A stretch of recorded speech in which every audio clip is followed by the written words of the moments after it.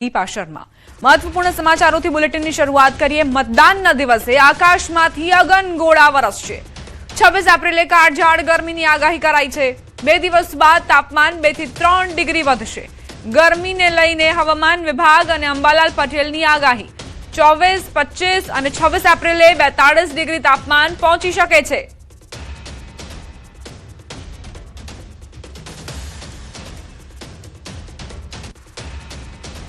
अगले 3 दिन तक कोई बड़ा बदलाव नहीं रहेगा और लेकिन उसके आगे ग्रेजुअल धीरे धीरे 2 से 3 डिग्री टेम्परेचर बढ़ोतरी होने का संभावना रहेगा। और जो हमारा तटीय क्षेत्र है इसमें पवन का जो दिशा रहेगा अभी पश्चिम से उत्तर पश्चिम दिशा से पवन चलने का स्थिति रहेगा। तारीख 24-25 થી ગરમી વધવાની શક્યતા રહેશે। તારીખ 26 થી 28 માં ગરમી ઘણા ભાગોમાં જોર પકડશે। લગભગ મધ્ય ગુજરાતના ભાગોમાં વડોદરા વગેરે ભાગોમાં મહત્તમ તાપમાન 42 ડિગ્રી સેલ્સિયસ થઈ જવાની શક્યતા રહે। કોઈ ભાગમાં 43 ડિગ્રી સેલ્સિયસ પણ થઈ શકે। એટલે 26મી તારીખમાં મધ્ય ગુજરાતના ભાગોમાં આખરી ગરમી પડવાની શક્યતા રહેશે। તારીખ 27 અને 28માં પણ આખરી ગરમી પડવાની શક્યતા રહેશે। આ અરસામાં કેટલાક ભાગમાં વાદળો આવવાની શક્યતા રહેશે, ત્યાં ગરમી વધઘટ રહેવાની શક્યતા રહેશે। ઉત્તર ગુજરાતના ભાગોમાં પણ મહત્તમ તાપમાન 42 ડિગ્રી સેલ્સિયસ આસપાસ રહેવાની શક્યતા રહે। હવે આગળ વાત સ્થાનિક સ્વરાજના સંગ્રામની।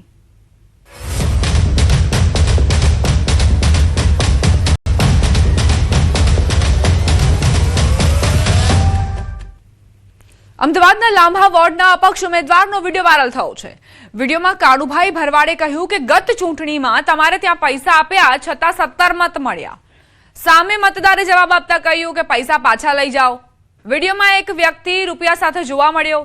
તેમણે મઠ અને વાસણ માટે રૂપિયા આપ્યા હતા।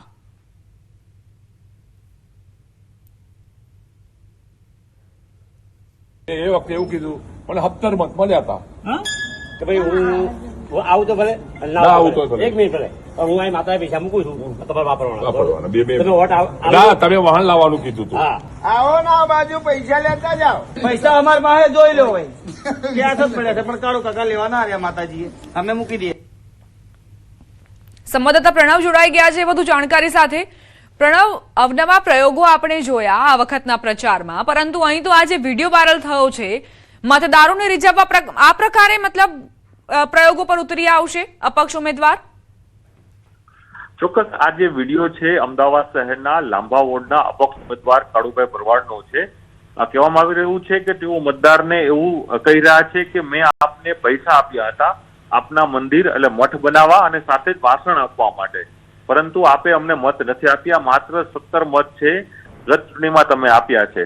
મત આપવો એ આપનો અધિકાર છે, પરંતુ પૈસા લીધા છતાં પણ આપણે મત નથી આપ્યા તે પ્રકારનો આરોપ છે આમાં દેખાઈ રહ્યો છે। અને સાથે વિડીયોમાં એ પણ સ્પષ્ટ દેખાઈ રહ્યું છે કે એક વ્યક્તિ છે તેના હાથમાં અનેક જે કેશ પૈસા કહી શકાય તે કેશ પૈસા પણ છે।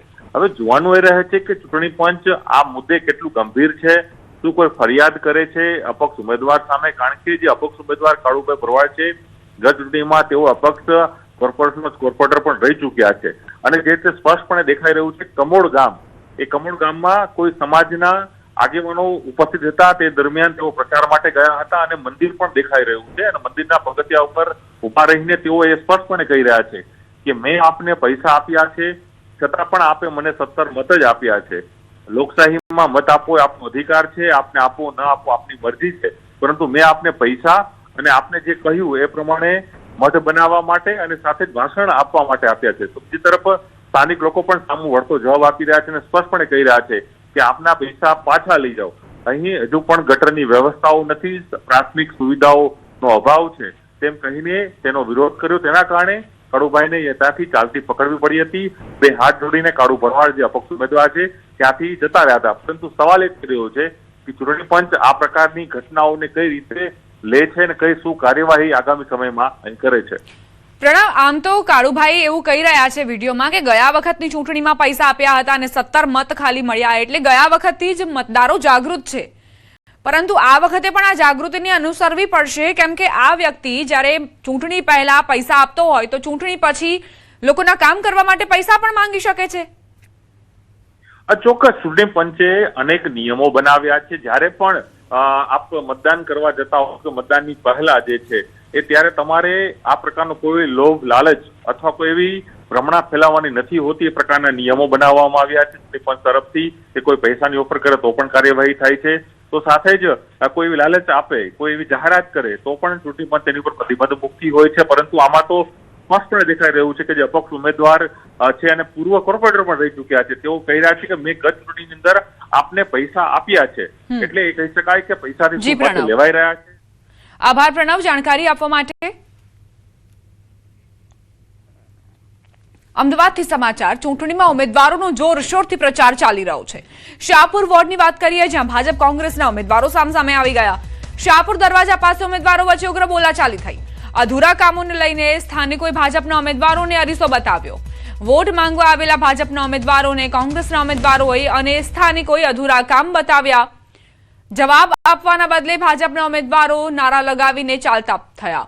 સ્થાનિકોએ અને કોંગ્રેસના ઉમેદવારોએ ભાગ્યા ભાગ્યાના નારા પણ લગાવ્યા.